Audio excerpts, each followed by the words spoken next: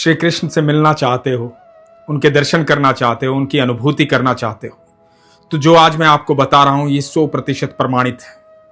ऐसा आपने कर लिया तो ठाकुर जी की अनुभूति हो जाएगी। आइए उससे जुड़ा हुआ ये अद्भुत प्रसंग सुनते हैं, फिर मैं आपको बताता हूं कि आपको क्या करना है और कैसे करना है। हरे कृष्ण दोस्तों, मैं हूं अनुज शर्मा। बहुत साल पहले की बात है। पहले जमाने में एक घर में कई कई किराएदार रहते थे। मुल्तान से एक ब्राह्मण आया था उत्तर भारत में। वो आकर के एक घर में किराए पर रहने लगा। उसी घर में ऊपर किराए पर रहता था एक मुगल दरबारी। जो ये ब्राह्मण था, ये ठाकुर जी का अनन्य भक्त था, बेहद प्रेम करता था ठाकुर जी से। सुबह शाम आराधना करता था। जब सुबह आराधना करता था तो गीत गोविंद गाता था। गीत गोविंद जयदेव जी का लिखा हुआ गीत गोविंद गाता था। बड़े सुर में गाता था, बड़े प्रेम से गाता था। और जिस समय गीत गोविंद गाता था वही समय होता था मुगल दरबारी का अपने दरबार में जाने के लिए। तो जब भी मुगल दरबारी ऊपर से नीचे उतर रहा होता था और यह ब्राह्मण गीत गोविंद गा रहा होता था, तो मुगल दरबारी इसे गाता हुआ देख करके रुक जाता था और सुनने लग जाता था। एक दिन ब्राह्मण ने देखा कि ये रोज मुगल दरबारी रुकता है और मुझे सुनता है। तो ब्राह्मण ने मुगल दरबारी से पूछ लिया कि सरकार, आप रोज रुक करके सुनते हैं, क्या आपको इतना अच्छा लगता है? तो मुगल दरबारी ने कहा कि हां, मुझे बेहद अच्छा लगता है। तो ब्राह्मण ने कहा, क्या आप जानते हैं कि मैं गाता क्या हूं? तो मुगल दरबारी ने कहा कि मेरी समझ में नहीं आता, पर जब आप गाते हो तो मुझे बहुत अच्छा लगता है। आप आखिर क्या गाते हो? कौन सी किताब में आपने पढ़ा है इसे? क्या है ये? तो ब्राह्मण ने बताया, ये जयदेव जी का लिखा हुआ गीत गोविंद है, जिसे स्वयं भगवान श्री कृष्ण ने पूर्ण किया था। जब भी गीत गोविंद गाया जाता है तो भगवान की अनुभूति होती है, भगवान वहां उपस्थित होते हैं। क्या आप भी गाना चाहेंगे इसे? मुगल दरबारी ने कहा कि बिल्कुल गाना चाहूंगा, मुझे ये बहुत अच्छा लगता है। क्या आप मुझे सिखाएंगे? ब्राह्मण ने कहा कि बिल्कुल सिखाऊंगा। और उसके बाद ब्राह्मण ने मुगल दरबारी को गीत गोविंद सिखाया। जब मुगल दरबारी गीत गोविंद गाने लगा, अच्छी तरह से सीख गया, गुनगुनाने लगा, तो ब्राह्मण ने कहा कि इसको गाने के कुछ नियम हैं। मुगल दरबारी ने कहा, जी बताइए। तो ब्राह्मण ने कहा कि इसको गाने से पहले भगवान को निमंत्रित करना पड़ता है, एक आसन बिछाना पड़ता है, क्योंकि इसे सुनने के लिए स्वयं भगवान श्री कृष्ण आते हैं, ठाकुर जी आते हैं। तो आप जब भी गाओ तो गाने से पहले एक आसन बिछाना, भगवान को निमंत्रण देना, फिर गीत गोविंद गाना। मुगल दरबारी ने कहा कि यह कैसे संभव हो पाएगा? मेरी तो नौकरी इस प्रकार की है, कभी भी बुलावा आ जाता है, ना दिन होता है ना रात होती है, कोई समय निर्धारित नहीं है। और कई बार तो ऐसा होता है कि कई कई रात घोड़े पर ही बीत जाती है, कहीं भी जाना पड़ सकता है। तो यह कैसे संभव हो पाएगा? ब्राह्मण ने कहा कि कोई बात नहीं, जब आप सारे कार्य से निर्वृत्त हो जाएं तो एकांत में बैठिएगा, आसन बिछाइएगा, भगवान को निमंत्रण दीजिएगा और गीत गोविंद गाइएगा। मुगल दरबारी ने कहा कि यह भी संभव नहीं हो सकता है, क्योंकि मेरा तो हर पल यह मन करता है कि मैं गीत गोविंद गुनगुनाऊं, हर पल गाऊं। अब मैं क्या करूं? मेरा ज्यादातर समय तो घोड़े की पीठ पर बीत जाता है। तो ब्राह्मण ने कहा कि ठीक है, कोई बात नहीं, जहां आप घोड़े पर बैठते हो, घोड़े की जिन पर, वहां पर आगे एक आसन बिछा लेना और भगवान को निमंत्रण देना, तब गीत गोविंद गुनगुनाना। मुगल दरबारी ने कहा कि ठीक है, यह संभव हो पाएगा। अब मुगल दरबारी नियमित रूप से गीत गोविंद गाता था। उसे बड़ा आनंद आता था, बड़ा खुश होता था। एक दिन हुआ यूं कि अचानक से दरबार से बुलावा आ गया। उसे 3-4 दिन के लिए बाहर जाना पड़ गया। उसने घोड़ा उठाया, रात्रि का समय था और वह आदेश पर बाहर जाने लगा। आज वो आसन लेना भूल गया था। घोर अंधियारी रात थी। मुगल दरबारी घोड़े पर जा रहा था, आदेश का पालन कर रहा था और गीत गोविंद गुनगुना रहा था। भूल गया था आसन लाना और भूल गया था आसन बिछाना, लेकिन गीत गोविंद आदत में था। मन प्रसन्न होता था गीत गोविंद गाने से, तो आज भी गीत गोविंद गा रहा था।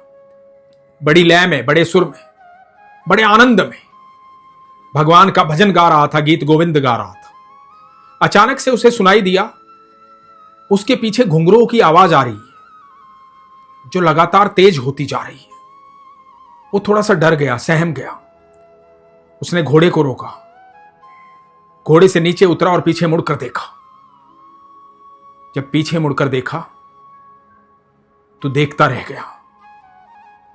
सामने एक नन्हा सा बालक, मोटी मोटी आंखों वाला, घुंघराले बालों वाला, मोर पंखधारी, पीतांबरी धारी, पैर में पाजेब पहने हुए, अद्भुत मुस्कुराहट, चेहरे पर अनंत ब्रह्मांड का सबसे ज्यादा तेज लिए हुए, जैसे सैकड़ों सूर्य एक साथ चमक रहे हैं, अद्भुत आभा। मुगल दरबारी स्थिर हो गया, शरीर कांपने लगा, देखता रह गया। और नन्हा सा बालक मुस्कुरा रहा है और कह रहा है, क्यों रुक गए? गाओ ना, मुझे आनंद आ रहा था। गाओ ना, क्यों रुक गए? मुगल दरबारी ने कहा कि प्रभु आप साक्षात मेरे सामने हैं। मुझे विश्वास नहीं हो रहा कि आप सामने खड़े हैं। आप अनंत ब्रह्मांड के रचयिता हैं, पूरी दुनिया के मालिक हैं। मुझ मुगल दरबारी के पीछे पीछे क्यों भागे आ रहे हैं प्रभु? तो वो बालक बोलता है कि मैं तुम्हारे पीछे थोड़े ही भाग रहा हूं। तुम जो गीत गा रहे हो ना, वो मुझे नृत्य करने पर मजबूर कर रहा है। आज तुमने आसन नहीं बिछाया, मैं तुम्हारे आगे नहीं बैठ पाया, तो इसलिए पीछे दौड़ा दौड़ा चला आया। अब तुमने गाना क्यों बंद कर दिया? तुम गाओ ना, मेरा नृत्य करने का मन कर रहा है। गीत गोविंद गाओ। यह मुगल दरबारी आश्चर्यचकित था। ब्राह्मण ने कहा था कि जब भी गीत गोविंद गाते हैं तो भगवान की अनुभूति होती है। स्वयं ठाकुर जी इसे सुनने आते हैं। आज स्वयं श्री कृष्ण कन्हैया सुनने आए थे। भगवान को सामने देख करके मुगल दरबारी आश्चर्यचकित था, प्रसन्न था, स्थिर था, घबरा रहा था। स्थिति समझ में नहीं आ रही थी। कांपते होठों से गीत गोविंद गा रहा था और भगवान अंतर्ध्यान हो गए। उसके बाद मुगल दरबारी को लगा कि आज मैं किसी की नौकरी नहीं कर रहा होता, किसी का कार्य नहीं कर रहा होता, तो मेरे भगवान को मेरे पीछे दौड़ना नहीं पड़ता। मैं आसन बिछा करके बैठता, भगवान को निमंत्रित करता, तब गीत गोविंद गाता। आज मेरी नौकरी की वजह से मैं आसन लाना भूल गया, मैं आसन नहीं बिछा पाया। मेरे भगवान मेरे पीछे दौड़े दौड़े चले आए। इस बात का पछतावा था मुगल दरबारी को। अगले दिन जाकर के अपना इस्तीफा दे दिया, मुगल साम्राज्य की नौकरी छोड़ दी, भगवान की भक्ति में लीन हो गया, गीत गोविंद गाने लगा। ठाकुर जी से बेहद प्रेम था। इस मुगल दरबारी का नाम मीर माधव हुआ। मीर माधव के नाम से प्रसिद्ध हुए ये मुगल दरबारी, जिन्होंने साक्षात भगवान श्री कृष्ण के दर्शन किए थे। दोस्तों, गीत गोविंद 100% प्रमाणित है।